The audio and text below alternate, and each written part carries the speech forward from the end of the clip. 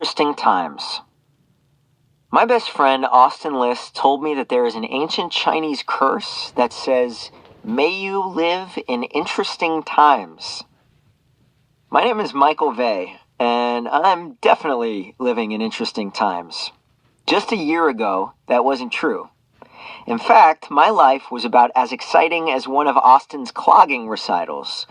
I was just an average, no-name freshman at Meridian High School in Meridian, Idaho, a small town where the only thing above average is the cow-to-human ratio.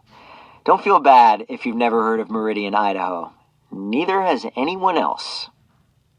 I lived with my mother, who worked as a checker at the grocery store in a tiny apartment with eggshell white walls and green shag carpet.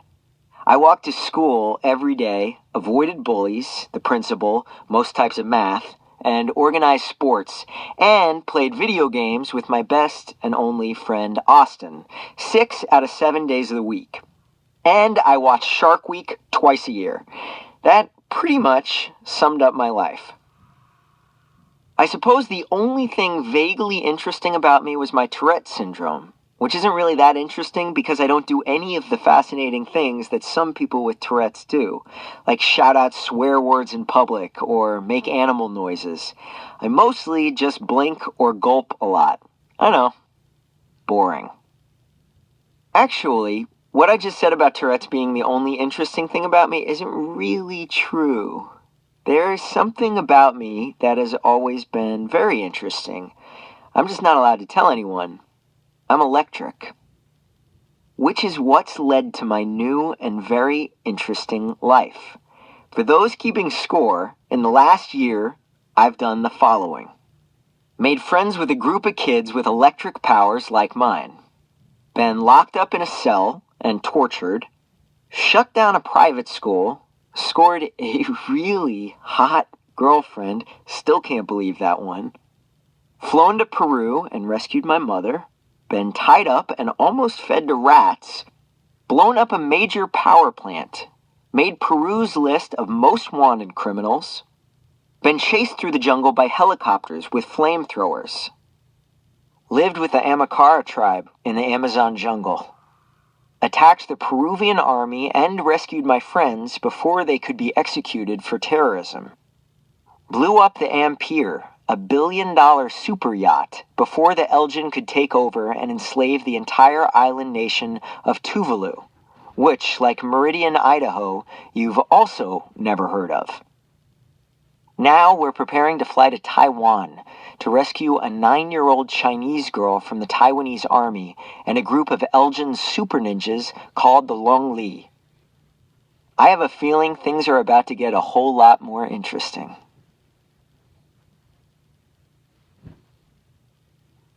Chapter 2. The Ranch. Michael, wake up. You're dreaming. I open my eyes to see my girlfriend, Taylor, leaning over me. It's okay. You're just dreaming. I rubbed my eyes and slowly sat up. Where are we? Still in the van. I took a deep breath and exhaled slowly. The right side of my mouth was ticking like crazy. I had another nightmare. I know. I saw it. You saw my nightmare? Taylor nodded. It was terrifying. This time I was in it. Ever since we blew up the Ampere, I'd been having recurring nightmares of the explosion and the boat sinking. I could see people trapped inside the boat, screaming as they tried to get out before they drowned. But lately they had been people I knew, like my mother or Austin. This time, it was Taylor. It was awful, I said. Taylor wrapped her arms around me. I wish I knew how to take them away. I tried. Maybe that's why you were in it, I said. We had left Peru before sunrise and flown for about 6 hours, finally landing on a dirt runway in the middle of nowhere. As we got off the plane, we were met by 2 men wearing suits and dark sunglasses who said little other than to tell us to board their van. Now we had been traveling on the same dirt road for more than an hour, an unending landscape of meadow grass, cacti, and cypress, and Joshua trees, occasionally broken up by barbed wire fences. I squinted against the late afternoon sun as I looked out the window. Any idea where we are? No, just more of the same, Taylor said. I feel like we're in one of those cartoons where the same background keeps going by. Look, cows, Abigail said, pointing ahead of us. Hundreds of them. Everyone looked out to see a large herd scattered across the landscape. Actually, they're Brangus cattle, Austin said. They're a cross between the Indian Brahmin and the Scottish Angus breeds, originating from hybrid research conducted in Jeanerette, Louisiana in 1932. What did he say they were? Jack asked. Cows, Abigail said. When are we going to get there? McKenna asked. Where is there? Tessa said. Why do they have to be so secretive about everything? It's not like we're Elgin. Please, don't say that, the man in the front passenger seat of the van said. It was the first time he'd spoken since we'd started driving. Say what? Elgin? Tessa said, deliberately using the word. You never know who is listening, the man said. Tessa groaned. If someone was listening to us, they would have already died of boredom. It's better we don't know where we are, I said, in case we're captured and they torture us for information. You got away with words, Vay, Tessa said. I feel so much better now. She asked the driver, Are we there yet? Yes, ma'am, the driver said without turning back. This is the Timepiece Ranch. We're going to a ranch? Taylor asked. Yes, ma'am, the driver said. A ranch makes sense, I said. They'd have privacy, room to do things. You could detonate a bomb out here and no one would know. Right, Tessa said. They can't hear a bomb, but they can hear me whisper Elgin. She's got a point, Austin said. Maybe they'll have horses we can ride, Taylor said to me. Do you like horses? I've never ridden one, I said. She smiled. It's fun. I'll teach you. Why are we going to a ranch? Tessa asked. Why aren't we flying to China to rescue the girl? We're not going to China, Austin said. We're going to Taiwan. Same thing, Tessa said. Yeah, right, Austin said, shaking his head. That's like saying Cuba and the United States are the same country. Taiwan is a multi-party democratic state. China is a communist state. The Chinese government claims Taiwan as its 23rd province, while the Taiwanese constitutionally claim sovereignty over all of China. Thanks for the geography lesson, Tessa said. Did you know the entire country of Taiwan could fit in the landmass of Massachusetts, yet at one time had more than 25 different languages? How do you know so much? McKenna asked. I'm a fact sponge, Austin said. Tessa slid down in her seat. Someone just kill me. 15 minutes later, Tessa said to the driver, I thought you said we were already there. We are, the driver said. It's a 50,000-acre ranch. Holy cow, Austin said. He means Holy Brangus, Abigail said. Jack laughed. It was good to hear him laugh. Ever since Wade's death, he rarely laughed anymore. 5 minutes later, the van slowed to a halt at a steel and barbed wire gate next to a wooden shed.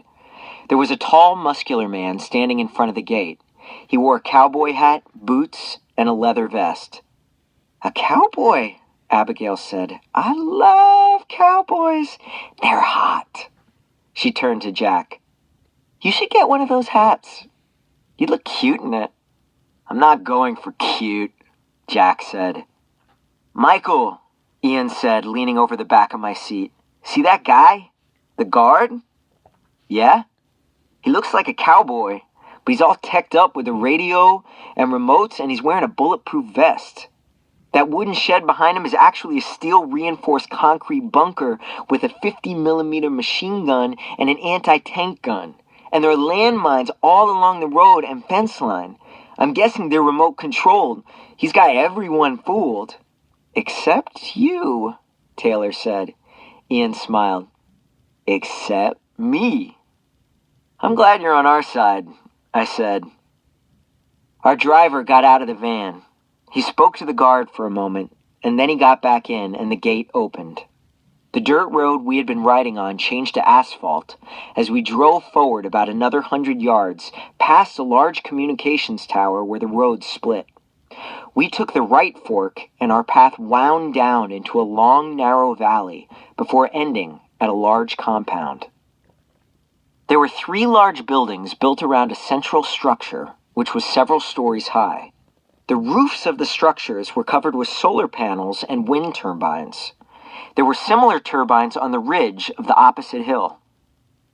Behind the main building were several aluminum-sided garages, a helipad with a helicopter, and 3 corrugated steel grain silos, all of which were taller than the one I practiced climbing on in Peru.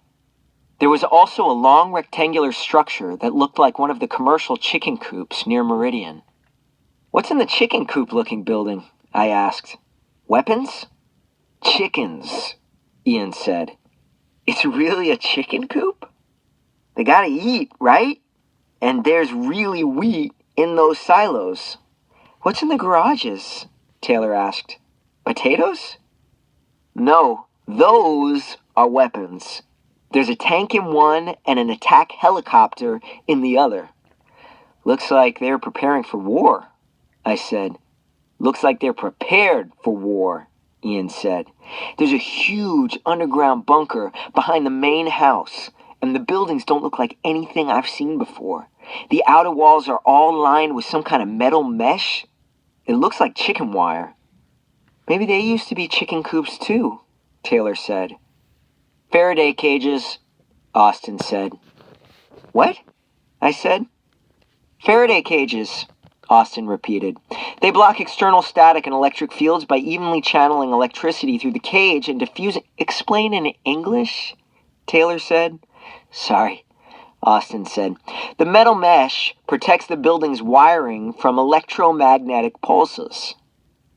Why would there be an electromagnetic pulse out here? Taylor asked. It's what the Elgin are working on, I said. EMP weaponry. Once they perfect it, they'll be able to shut down the power of entire cities. Not here, Austin said. If there's a major EMP blast, this place will still function. Of course, they must have their own fuel tanks and electric generators. The fuel tanks are underground next to the silos, Ian said. The third garage has 2 large generators. He turned to Austin. How did you know that? It wouldn't do any good to wrap the house in mesh to protect the home's wiring if the source of their electricity is destroyed. Common sense. We should all be so common, Ian mumbled. The man in the passenger seat lifted a handset and said, Egret 4, descending. Egret 4, clear, a voice returned. After another quarter mile, the slope leveled off and the van pulled up to the front of the central structure, a tall ranch-style building with a long wood-planked porch. The driveway was lined with rusted antique farm equipment and pale yellow and purple wildflowers. There were a couple dozen chickens pecking around the yard. This is the real deal, McKenna said. Wish I had some cowboy boots. Pink ones, Abigail said. After we had come to a stop, our driver said, Please stay in your seats for just a moment. The building's front door opened, and a tall, muscularly built, sandy-haired man walked out, flanked by 2 other men and a woman. Something about the tall man and the woman seemed familiar. Who's that dude? Zeus asked. Maybe he's the voice, Taylor answered. Maybe, I said. The man in the passenger seat got out and opened the van's sliding door. Everyone out, please.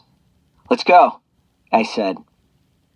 As soon as we were all out of the van, the man slid the door shut again, and the driver pulled away without him. The sandy-haired man looked us over. Welcome to Timepiece Ranch. We're happy to see you in one piece. You mean alive? Zeus said. The man's mouth rose in a half smile. Yes, we're especially glad to see you alive. Not all of us, Jack said. The man's smile fell. For a moment, he just looked at Jack. Then he started walking toward him. I noticed the muscles in Jack's neck tense. You must be Jack, the man said. Jack stared defiantly into his eyes. You got it, Tex. The man put his hand on Jack's shoulder. I'm sorry for your loss. You sacrificed more than anyone here. I promise you, I will do everything in my power to see that Wade's life was not lost in vain. Wade is a hero, and so are you. We are all in your debt. Jack's muscles relaxed and he blinked with sudden emotion. Thank you, sir. No, thank you. We're not just in your debt. The whole world is in your debt, whether they know it or not. He turned to the rest of us. If it wasn't for you, the people of Tuvalu would be living a nightmare right now. Hundreds, maybe thousands, of innocent people would have died. I'm sure you're all very tired and hungry, and there are some people here who are very excited to see you, so let's get you checked into your rooms. I have a question, I said. Michael, he said, what can I do for you? Are you the voice? No. Will we meet the voice? He hesitated, then said, Maybe. That's all I can tell you. Who are you? Jack asked. My name is Joel, he said. I forgot to tell you, before you enter the compound, there is one inconvenience. My men need to check you for RFIDs. Then we'll show you to your quarters. You have a few hours before the reception. Reception? Taylor said. We put together a reception in your honor. You'll have time to rest a little, then shower and change before then. Change into what? Tessa said. We don't have any other clothes. Sidney Lynn will take care of that, he said. He turned and walked back toward the building. The woman who had walked out with Joel stepped forward carrying a clipboard at her side. I'm Sidney Lynn. After you are checked and cleared, I'll take you to your rooms where you can rest, then clean up and change. I'll come get you when it's time for the reception. In the meantime, if you need anything, please let me know. I'm here to take care of you. Like I just said, Tessa said, change into what? We don't have any clothes. We have clothes for you, Sidney Lynn replied. They should fit. She looked at Austin and me. Michael, you've grown taller. I think so, I said, wondering how she knew. That which doesn't kill you only makes you taller, Tessa said. And Austin, yours might be a little loose. It looks like you've lost weight. Austin smiled. Yes, ma'am. It's the Peruvian prisoner diet, Taylor whispered to me. I suddenly realized why Sidney Lynn looked familiar. She was the woman who had handed me the cell phone at Jack's sister's tanning salon. You helped us in Meridian. She smiled. Bronze, Idaho, she replied. It's good to see you again, Michael. Just then, a shrill southern voice pierced the air. Austin!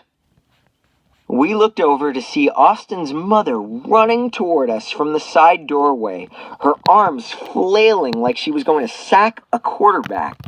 A much more subdued Mr. Liss was a few yards behind her. Mom! Austin shouted. As we watched their reunion, I heard someone say, Michael. I turned back.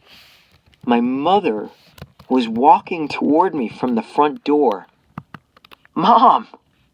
Her eyes were full of tears. We didn't say much, just hugged. When she could speak, she asked, Are you okay? Yeah, I said. She looked at me as if she couldn't believe we were really together. Then she brushed the hair back from my forehead. I heard about Wade. I am so sorry. It was awful, I said. Still is awful. She hugged me tightly again. As we parted, Taylor said, "Hi, Mrs. Vey." "Taylor," my mother said. She hugged her. Everyone gathered around my mother like she was a magnet, which in a way was true.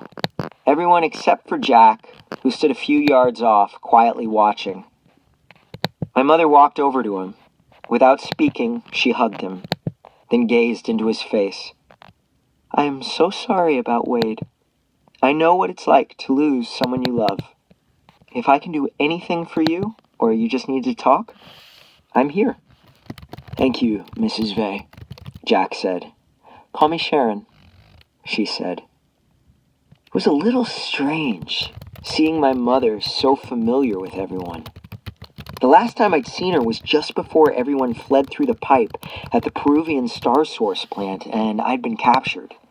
Since that time, my mother had been through a lot with the rest of the Electro clan. "Zeus, who is your friend?" my mother said, looking at Tessa. Tessa stepped forward. "I'm Tessa." "Tessa," she repeated. "Is that short for Contessa?" Tessa shrugged. "I was pretty young when the Elgin took me. I don't know where my name came from." "It's nice to meet you, Tessa. I'm Sharon. I'm Michael's mother." "I met Tessa in the jungle," I said. "She was living with the Amakara tribe when they saved me." "It sounds like we have a lot to catch up on," my mother said, smiling at me. "I know you must be exhausted. They want us to let you get checked in, then get some rest before tonight's reception, which I'm in charge of, so I better get back to work. I'll see you in a few hours." She looked back into my eyes. "I love you." "I love you too, Mom." Just then, Austin walked up, flanked by his parents. "Hi, Mrs. V." "Hello, Austin," my mother said. "It's good to see you back with your parents. They've been a little worried." "A little?"